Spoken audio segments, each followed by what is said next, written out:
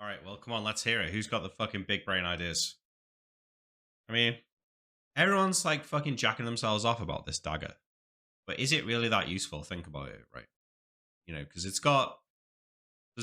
let's say it basically auto hits. I mean, it doesn't, but let's say it basically auto hits. Okay, it does D4 plus 5 damage, and then they roll a save or die, which they probably pass. So, is it that good? I don't think it's that good. Like, it's good, but it's not like, oh, if we can just get Tyrael the dagger, he can kill everyone. Okay, so here's my plan. I think the best thing I can do is blink at initiative 1, 15 feet away. So I would blink 15 feet diagonally upwards and probably end up somewhere like here and pancake flat against the ceiling. Right? If this is 10 4, this cliff here, let's say that these stairs, let's say they could stand at this point on this stair here and be 2.5 feet up. And the ceiling's 8 foot above this. That means the ceiling is 18 foot here. I don't think the guard can reasonably strike me with his sword if I'm pancaked against the ceiling. So, and I don't think they can like jump up and grab me either. So I think that gets me out. So I roll up my initiative at D10 plus 3. So it's plus 1 because that's when I want to blink, and plus 2 for using the staff. So I roll a D10 plus 3. They roll a D10 plus 5. So hopefully I win. I get up here. So this happens on initiative 1. So this happens before any of them go. They all miss their first attacks against me. On my turn, I throw the dagger in reach of Tyrael, and I use my staff to lightning bolt all of this with the thunderstroke as well. So they have to save or be stunned and take, 8d6 with 1s and 2s becoming 3s. I don't think Magic Missile is going to kill me. The action economy of it's just not good enough. This does 17.5 damage. You'd need to cast it like 4 times to kill me. So I can blast these once. The thing is, I could attack the mages with my bow, but that probably means being vertical. And if I'm vertical, then my feet are only 12 feet from this spot, which means that reasonably someone might be able to jump up and grab me and drag me to the floor. Like somebody could run over here and jump and leap and like grab me and drag me to the ground. That's what I'm worried about using the bow. Whereas I think if I'm just using the staff, I can be literally flat against the ceiling and blast in. I don't think I've got the Ion Stones. I don't think it's... I mean... It would help against absorbing spells, I suppose, but... I think you've got to assume the guards will be able to hit you. I don't see why that is. Why would they be able to hit me? If they're 6 foot tall and their swords... With their swords, they'll have 12 foot reach and they can jump... No one can jump 6 foot in the air. No one. What's the high jump world record? Okay, so that's just over 6 foot, and that's like running and fucking flipping. No way, like, is there a standing jump world record? So even the world record, and this is like lifting your legs up. Well, fair enough, that's pretty fucking impressive to be fair, but I don't think anyone can hit me. I don't think anyone can hit me if I'm flying against the ceiling. Yeah, no, improved blink is separate from initiative. You basically say whether you want to blink before their attack or... Sorry, blink before your action or after your action. So, but whatever initiative you blink at, you have to add that to your initiative for whatever you want to do for your attack. Because basically, you don't start your turn until after you blink. So, I'm going to start my turn here. I'm going to blink at initiative 1, 15 feet. 1, 2, 3, 4, 5, 6. Hello, so my there. lady. Flat against the ceiling. You look so beautiful. Then my initiative is D10 plus 3. Hopefully, I still win initiative, and then I can move back to like here. And then I can just blast the lightning bolt on all of these before they can move out of the way. That's probably going to kill this. It's probably going to... Like, there's a decent chance that at least one of these guys is getting stunned. And I'm hoping that if we can do critical damage to Gilda, that they might start to retreat. Because, like, clearly this is a teleportation circle. So I think that they're going to, like, try and run to the teleportation circle if Gilda takes too much damage. The good thing about using the staff is it doesn't get interrupted by the silence. It doesn't get interrupted by taking damage either. So doesn't matter. So zone of silence doesn't matter.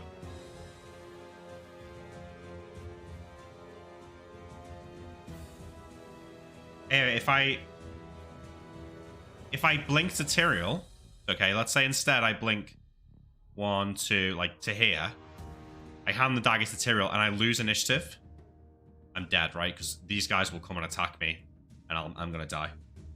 If I do this, it doesn't matter if I lose initiative. I'm still alive.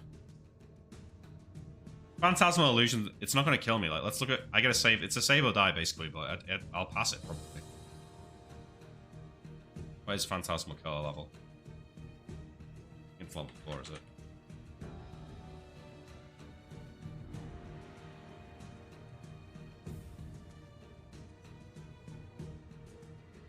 The only enters against the Phantasmal Color an attempt to disbelieve, which can be tried but once. Slaying or rendering unconscious the wizard who casts a spell, or rendering unconscious the target of the spell for frustration. To disbelieve the killer, the subject must specifically state the attempt, and then roll an intelligence check.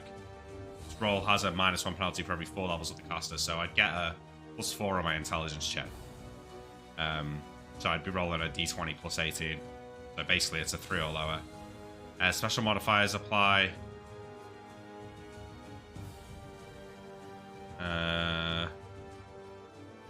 Magic resistance, bonuses against fear, and wisdom adjustments also apply. So yeah, I'd get a bonus. I'd get my magic resistance. Okay, listen. Everyone's saying blink to Tyrael. Why? What's the advantage? What's the advantage of blinking to Tyrael? Because if I blink to Tyrael and I lose initiative, I'm dead.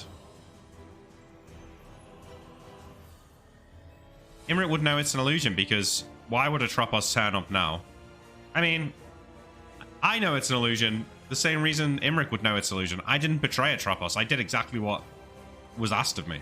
If I'm here, how can only one guy attack me? That's at least 1, 2, at least 2. No, I'm not dead because even if I lose initiative, if I'm flat against the ceiling, they can't hit me. Tyrael's still got Stone Skin, and Tyrael is in that corner. So, I mean, how are you going to say that they can't kill me, but they can kill Tyrael? That doesn't make sense. I think my plan is the best plan. I'm open to alternatives, but I'm not going to sugarcoat it. I don't think blinking here... Like, what's the advantage of this? The advantage of this is that I don't have to throw the dagger. I can just hand it to Tyrael. That's not a great advantage. Yeah, they drank strength potions. Dispel magic would be really good here. Like, if I can dispel these guys, I can fuck them up. But the action economy is fucked. I think this is the only place to blink because I need to get as close to this bottom layer as possible because if I blink anywhere on here or here, they can definitely hit me. The only way they can't hit me is if I'm in this area. Like, ideally, I'd be like here, but I don't think I can get that far because it's only 15 foot, so I can get here. And then on my turn, I'll move back. But yeah, you're right about bouncing the lightning bolt. I mean, I think just straight is the best option because it'll hit both of them and make them save twice. Imagine, just for a moment. Imagine for a moment we stop here and you let me cast a spell into this room a few times. How does that fight look then? So much fucking better. I dispel a couple of times, I throw a cloud kill into the room. They're forced to come towards through the silent zone. Fucking glorious. Disintegrate the ceiling above. I don't think that's going to work. I mean, Sam said that to me as well, but are you certain that that would work? Because that's my whole action in the most critical turn wasted if that doesn't work. The problem with casting a spell is if I lose initiative and take a magic missile, the spell gets interrupted. And this disintegrating the ceiling above them, that might not collapse the ceiling. Scory's going to kill you if you don't get out in a reasonable amount of time. Maybe. I mean, I don't think we should be worrying about Scory right now. We have to worry about this fucking Giga Chad team of mega murderers. Spell interruption is stupid, is it? Don't know Anton's spells, no. Yes, it was Goose Dude. Well, my imp has not told me that Scory has arrived yet, so... Disintegrate the ground below them. I mean, that's a better idea. But I still don't think it's the best idea. Because they'll just climb out, won't they? I mean, it's only 10 foot by 10 foot by 10 foot cube. I mean, I could do like this cube. I don't think I could get them all. They'd just be able to climb out because this bit here would only be 5 feet above the edge of the disintegrated area. They'd be able to climb out. Yeah, I think they've all drank strength potions, Dragon. I was hoping that Neil would make it easier. Why is he busting your balls so hard? Because, I mean, this is the king of Mystria, you know? They, above anything else, they want to kill us, and they've set a trap for us. I feel like they're going to start to jump to attack you. I just don't see it, mate. Think about it. Something 18 foot in the air. Hang on. I'll be right back. Can't they dispel your flight? I don't think they can. You need to roll an 18 to dispel my magics. Can you use the thunder staff to do the spells that might stun them and then blink towards Tyrell? Why? Oh god, you're all annoying me. Why blink towards Tyrell? I don't understand. Tyrell can defend himself there. He's in a bottleneck. I don't see why I need to be there with him. But I can't get into the corner. It's too far. The blink's 15 feet, so the furthest I could get is like there. Like it's basically like on this pillar. So I could maybe go here, or I could go here, but I don't think I can go here. But I can just throw him the dagger. So you want to risk me dying on a failed initiative roll, because if I throw the dagger to Tyrael, he might take a hit with it. Even though it's just as likely to hit the other guy as it is likely to hit Tyrael. Ninja, why would I... Okay, you were saying this earlier. I don't think it makes sense to blink to Tyrael. If I lose initiative, I'm dead, right? I can blink, say, here, and the dagger to Tyrael on my turn. So I can blink there, and then what? What happens if I lose initiative? This guy comes here and attacks me. This guy comes here and attacks me. I'm taking attacks from 2 hasted people. I'm going to die in that round. No, not if I blink. If I lose initiative, but I'm flat against the ceiling here, I don't think I am dead. Contingency's already used, yeah. Blink in the air, then on your turn, fly to Tyrael, give him the dagger, and then wand up. Yeah, okay, I can do that. Yeah. Okay, blink here. Rather than throw the dagger, hold on to it. Then on my turn, go over here, hand it to Tyrael, then fly back to, like, here. And then thunder and lightning them. And maybe if I'm lucky, I can argue that I can do this, like... What do I do there? Something like that. So that might then hit Tyrael, I guess, but... Sounds like 2 actions, does it? Dropping an item? I don't know, that sounds like 2 actions. I just think that the key might be mortally wounding King Gilder. Like, I just think that if I can get here and Staff of Thunder and Lighting him for 30 damage, you look so beautiful. He's probably almost dead, and then they like freak out and try and protect him. Hey, Greg, thank you for gifting a sub, mate. Gifting a tier 3 sub, wow. Rangash, congratulations. Yeah, that's really generous, Greg, thank you. The spell's too passive. I know, this is the thing, that the action economy is so fucked that like every action needs to be mega impactful. They do care about the king, they just don't care. If he's dead, they'll fight to the death, for sure. So that's why I think the Thunder and Lightning is good, because it's probably likely to do just enough damage to bring him to like 2 health. They're definitely not willing to let him die. Did you see the way they were all set up, defending him at the start? No, I agree, they don't trust us, but I'm saying if he's on 1 health, and this is a teleport circle, they'll try and get him out for sure. Oh my god, it's so stressful. I wish we could have just played another round last night. I can't be doing with this hanging over me all week. People will just say they know they're going to die anyway and they'll kill the Magaris at any cost.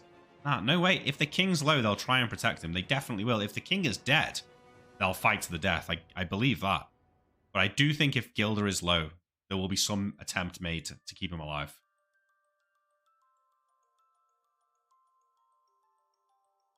Nah, he already said it's improved blink, Josh. Plus, he let me blink directly where I wanted to before.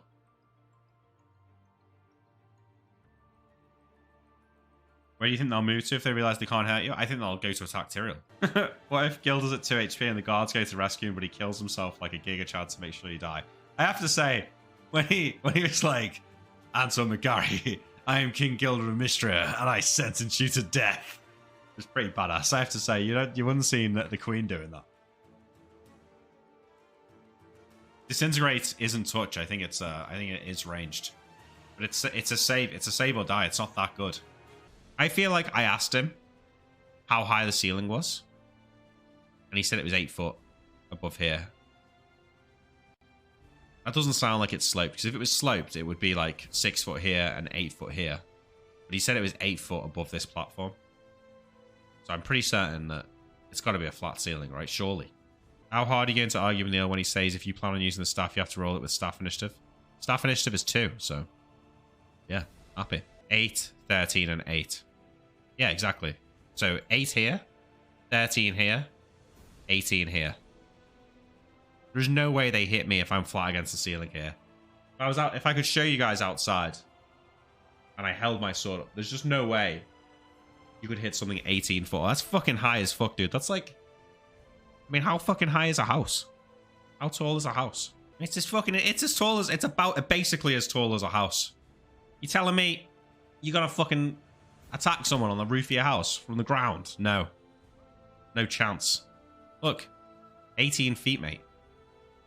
You telling me if you're standing down here and somebody's lying off the edge of this house, you could jump up and swing a sword at them?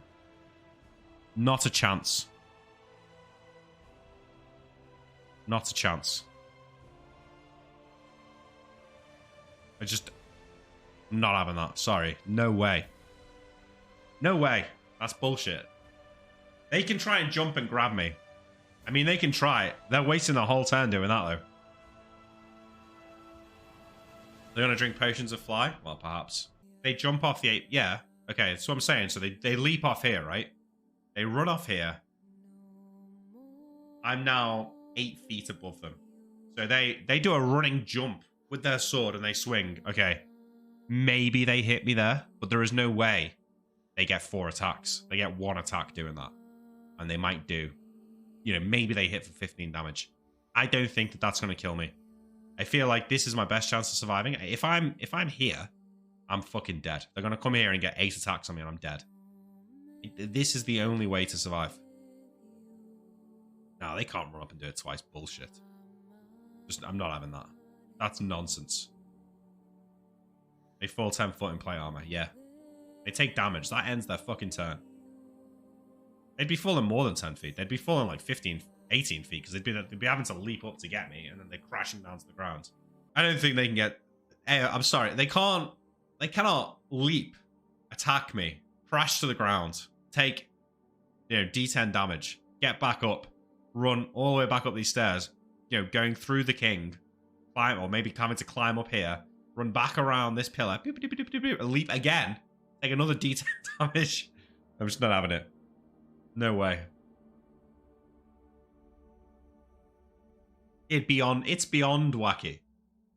And I can't, move 5 feet and oh no, I'm silenced.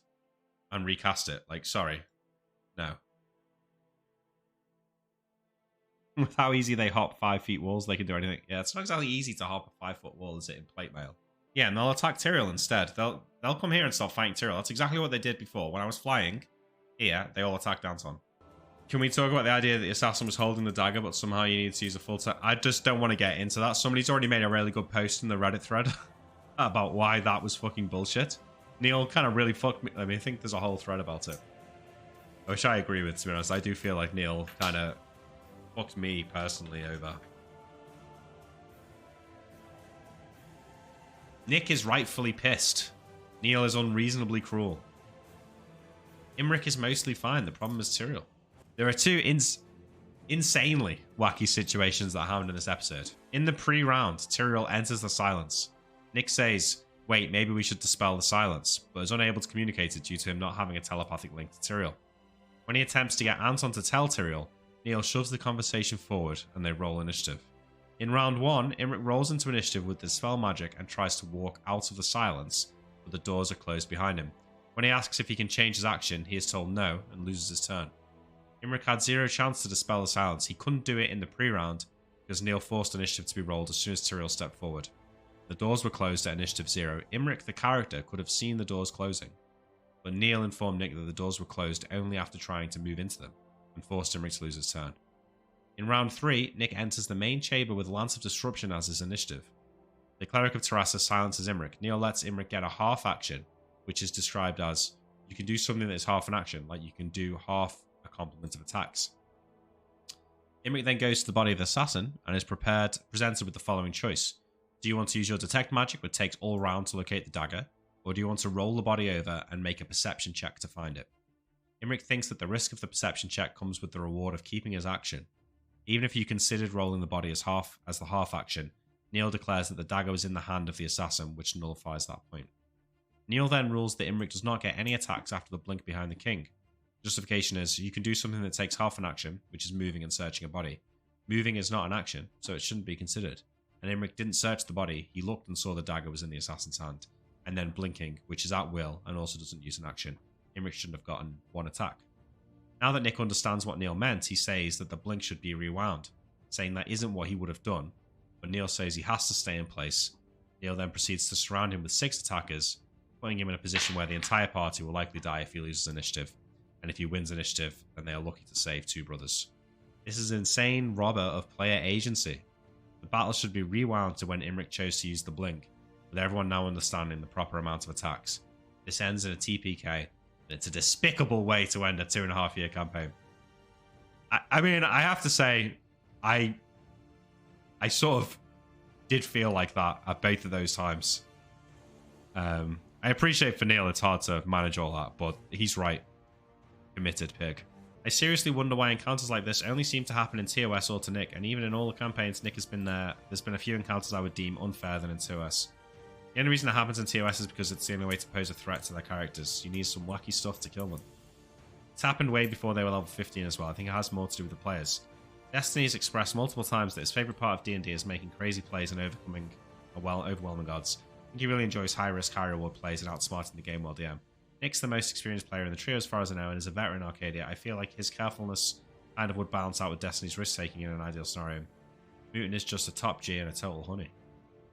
I agree Neil was much less lenient than usual. Forcing him to blink when he couldn't do what he wanted was very weird. Personally, I think not allowing the dagger attack was fine. Neil was already being kind of generous letting him get half an action, which isn't a real, properly defined thing anyway. After having his spell wasted, if this was an NPC, they would probably have just lost the turn. I mean, that bit is true, but he did say I could do it. No way would an NPC be able to lose their spell due to silence, run over to a corpse, searching for a dagger, blink, and then attack all in one turn. If that happened, everyone would be calling it wacky. As for the first round, I went and rewatched it, and I kind of agree it's a bit bullshit. Nick clearly expresses that he intends to back out of the silent zone and cast a spell. That's what he rolls into initiative with. I think it's fair to say that Imric would be paying attention and would notice the portcullis dropping. I'm not against the idea of them walking into a silence room and then immediately being trapped by a portcullis, but the character who immediately expresses intent to back out of the room should notice the portcullis before rolling initiative, instead of wasting a turn. That is true. A perception check should have happened at least. Neil's reasoning was it's silent so you didn't hear it, but it's not crazy to imagine that Imric looked behind him and saw it when he decided he was going to back out of the room. Rewinding a battle sucks to do though, and I don't think you should do it except in extreme cases. If Neil ends up deciding he really did fuck up in some way and is unfairly punishing the players, then perhaps he can come up with some kind of compromise instead of rewinding. If this were any other moment, I'd say it's not worth worrying about. But when it's likely a TPK, you should try to minimize the amount of bullshit as possible. The OP says, sure, you can say he doesn't get the attack, but make that clear before the blink. D&D requires a balancing act between character knowledge and player knowledge. The character either knew he couldn't attack, so wouldn't have blinked that way, or thought he could have, or thought he could have, would have. Having a player not understanding character knowledge and fucking him for it brings the fabric of D&D to a grinding halt. I think this is the big thing. Not letting him drop the spell, grab the dagger, blink and attack is okay, but don't let him blink, tell him there's no attack, and then refuse to let him take back the blink. Also, the blink wasn't so stupid under the assumption that ledges weren't easy to climb. Tyrael couldn't climb them and make a full attack action, which is why he used the stairs. He's a rogue and much lighter armor than these guys. In Koibu's description, these guys had heaviest of the heaviest armor and a shield strapped to their arms. I'm not saying it's impossible to climb 10 feet stone wall without features in plate armor, but there has to be some difficulty with it. Why the hell would you ever be rogue when fighters can use your key class features without any difficulty? It should definitely have cost some actions, even if they help each other. Someone should have lost their attack. Actions lifting a big guy in full plate 10 feet. By the way, the whole thing was organized in a zone of silence. A climb 10 feet featureless wall, too difficult for Tyrael to climb without problems, was wacky on so many levels, but it was a 5 feet wall, wasn't it? Neil walks, Sangaro says, Neil walks all over him when it comes to these situations, and he knows Nick will only give minimum pushback before accepting his rulings, no matter how unreasonable they are. Neil wouldn't be able to pull this kind of wackiness with Mutant or Destiny, as they would rightfully argue against it, while Nick gives too much slack for Neil to fuck him over. Throughout this campaign, he's been the most cooperative player out of the 3 by far, and he's gotten screwed the most for it. Hello, my lady. Thank you, Mobile Cheds, so for the Prime subscription. Appreciate it. Ooh, la, la, la, la. This guy's calling you a bitch. I know, Sangaru. He's always in the chat as well. I think the point is, though, that if you just really, really, really want to argue with the DM, you bring the game to a halt. At some point, you've got to just accept it and trust the DM. Now, I appreciate that Neil sometimes goes a bit far, and there is a need to push back. But I will argue about it for about a minute. But I'm not gonna fall out with him about it. At the end of the day, hello, my it's Neil's decision, so right? Beautiful. I just have a belief that that's just how it is. Epi Solo, thank you for the 26 months, mate. Insane. How has it even been 26 months? But thank you.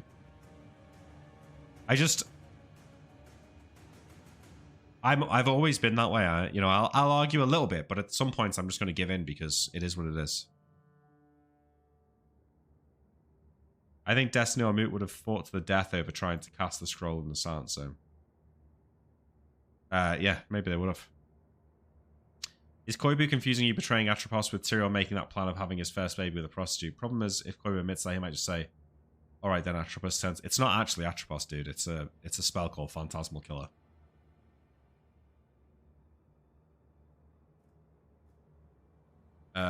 I mean, he's had now 3 characters skirt around death in Koibu's campaign, one literally being revived. The first time that's ever happened in a Koibu campaign. He's been treated incredibly well by Koibu when it matters most throughout the years, and the main reason for that, which Nick says all the time, is that he doesn't argue with Koibu as much. True. I would even say, thank you, easy peasy, for the 9 months. Beautiful. Guys, welcome back. Get your subscriptions in while fucking stocks are high. I would even say that Destiny arguing so much this session is possibly a subtle factor in Koibu's sternness. I don't think Nick is giving Koibu too much slack. He's trusting Koibu more, and Koibu knows that. I criticize Koibu plenty about some wackiness, but let Nick play. Believe it or not, he knows what he's doing. Thank you, Megu Ayaya. There's been a resurrection of demigods. I suppose there were other ages. Whoops, lol. I think my point stands. Patch. My opinion is just that NPCs that fight make no sense relative to the level of fights we've seen in Arcadia this far. Feels like they're fighting video game NPCs scaled to that level instead of enemies within the Arcadian campaigns. So I think the thing is going on here is though that there's potions of giant strength and superheroism. Queen's Guard and Drekis has been stated to be 10th level fighters. The whole idea behind the Megari taking on the mission was that they were very unassuming at first glance, making them more ideal candidates for a secret mission. The whole point of Drekis was supposed to be able to crush them without Scoria. Why would they expect them to have guards equal to Drekis? In fact, why would Scoria even allow them to be strong enough to potentially kill her when she visits? Firstly, this assortment of strong wizards, fighters, and clerics are likely not enough to change the tide of the war on their own. It's a large-scale conflict with many other factors mattering more than just a handful of strong fighters, regardless of their duty first and foremost to guard the king. Furthermore, Scoria is an ancient red dragon who could kill most of the top-level fights in Mystery with one breath attack. Would easily kill the rest with claw and bite attack. She alone is more than enough to handle these folks. Not to mention that she also has an army with some strong folks at her back as well. Overall, it makes sense for these dudes to be as strong as they are. The king has the best fighters as his guards and the best wizards and clerics as advisors. The fiction of the world is solidly intact, in my opinion. I agree. Drekis has the numerical advantage, whilst Mistrea has stronger troops on average. True. While I've got so many of you here, those of you who remember Malachi's Shadow Arena, which was a lot of fun, I've been talking to Physics, the YouTube editor, about that. And we're going to try and film some episodes of it offline and edit them directly for YouTube rather than stream them on Twitch. So I think this is the easiest way to get around the issues of like finding the right people and getting everything set up in Roll20 and sorting out audio issues and all of that. Like streaming it was the wrong move. Putting it on YouTube, that's the better move. So I'm going to be looking for some groups of 2 or 3 to make some level 3 characters, and I'm gonna skip out the thing we did where we were just like doing the encounters and just stick to the PvP. So yeah, I'm gonna need groups of 2 or 3 people. I'm probably gonna film like 3 episodes, get them all edited up, and then post them on YouTube like 1 a week going in. No, you don't need a tier 3 sub. Right, for now, anyone can do it. So I haven't got the details yet. What I'm going to do is I'm going to make a video for YouTube explaining it, explaining how it's all going to work, and I'll post it on the YouTube channel at some point in the coming weeks. There's a chance that at some point, probably around the start of next year, I might have like a month off work. So that would be a great time to get this really going. So hopefully we might do some tests before then. So just keep an eye out on the YouTube channel. I'm going to post something there. Yeah, space for D&D noobs. Yeah, of course. It's going to be 5th edition, not 2nd edition. 5th edition's just better for combat and customization, and it's just more video gamey, so it's like better for, you know, character optimization and making unique builds and stuff like that. So you'll roll your character, you'll have a fixed amount of gold, you can buy items, you'll level up to level 3. You can either enter on your own or in a party, but I'm thinking that we're gonna do groups of 2 or 3. Yeah, I don't think there is anything like it on YouTube. I think it's a really good idea, so we're gonna get on it. I know Physics will be watching this video because this stream will definitely be made into a YouTube video, so hopefully he sees it. I'm really excited about it. Want to get things going. So if you are super interested, if you want to send me a message on Discord, I'll like add you to a list of people to contact when it comes time to set up the initial fights. So do like speak to other people, because I think this works best if you're in like a coordinated group. I think if it's just like, because before I was just randomly pairing groups together, but I actually think it's better if it's like we are a team of 3 and this is built to be a team of 3 together. Can we have a channel to look for a team? Yeah, it's a good idea. Okay, yeah, so great. I hope that you guys are happy with that. I think it's going to be really good. And I don't know why it took me so long to realize that YouTube was the place to do it. If you want to see, I don't know if we did one PvP battle, and Charos was in it actually. Was it Charos and Dark Edge? I think Dark Edge was in the fight and he won. Well, there's so many D&D games out that I feel like they'd let it slide. What if classes that see it? Yeah, well, I think we'll do some balancing as we go through. I think we'll probably start, I'm going to firm this up in the video I'll make, but at the start, we'll probably just say like any major published books, whatever they are, these are allowable, and we'll just go from there. If it turns out that certain feats or whatever are broken, we can ban them. Will you be able to hear the players or only you? Well, we can edit some of that in, but chances are people's like mics are going to be a bit shit, which is another thing that we struggled with when we were doing it live. So I think, you know, probably best. We could almost be like UFC where you hear Joe Rogan, but you know, like during like in between the rounds, sometimes you can hear the coach speaking. So maybe we could like clip in like the voice of like the team talking to each other for a second and then go back to the fight. Have tryouts to weed out people with shit mics? I mean, maybe eventually, but right now the community is not so big that we can have that luxury. So I think we would let people in. As long as I can hear them, that's good. But I'm thinking we make 3 videos and we post them one week after another, and we kind of try and single boost it. And if it gets big, I mean, we can just keep pumping them out. We only have to do 1 a week. So we'd like film it on a weekday, like a Wednesday or something like that, and Physics can have all weekend to edit it, and we can release it on like Monday or something.